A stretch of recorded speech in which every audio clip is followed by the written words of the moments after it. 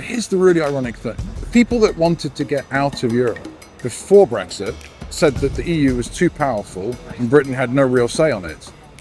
Isn't it ironic that after Brexit, that's exactly what's happened?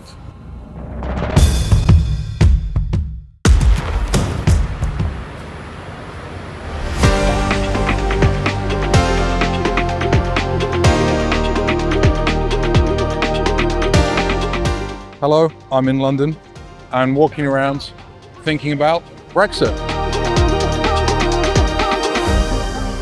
So I just wrote a piece in the FT's FDI segment arguing that Britain really does need to get back into Europe.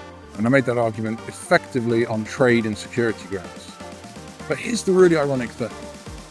The people that wanted to get out of Europe before Brexit said that the EU was too powerful and Britain had no real say on it. Isn't it ironic that after Brexit, that's exactly what's happened?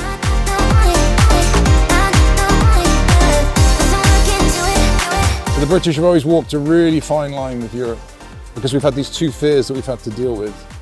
One is that we might be absorbed completely into the continent and lose our political identity.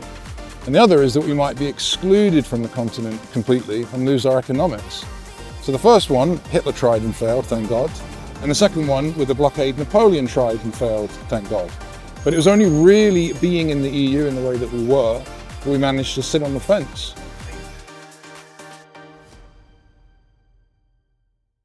So if you think about these two great risks from Europe, one being absorbed entirely into the politics of the continent, and the other losing access to the economics of the continent, then holding the referendum itself was a huge mistake.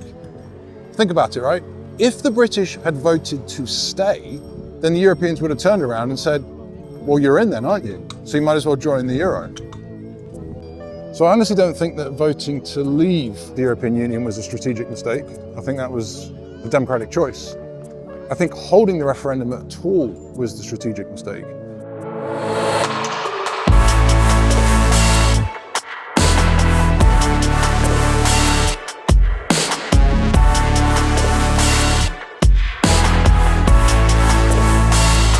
All that stuff's probably ancient history now anyway. And the real issue is that there are three reasons that the UK should rejoin Europe now, looking forwards. Number one, the economics. There's no trade deal with Washington on the table at all. Number two, the Russians are marching west. And number three, the Americans are also marching west. So economics and security, those are the reasons that, in my opinion, the UK doesn't have a choice.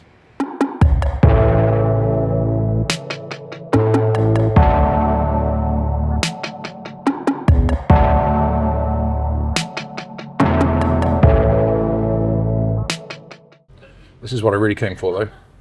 Cheers.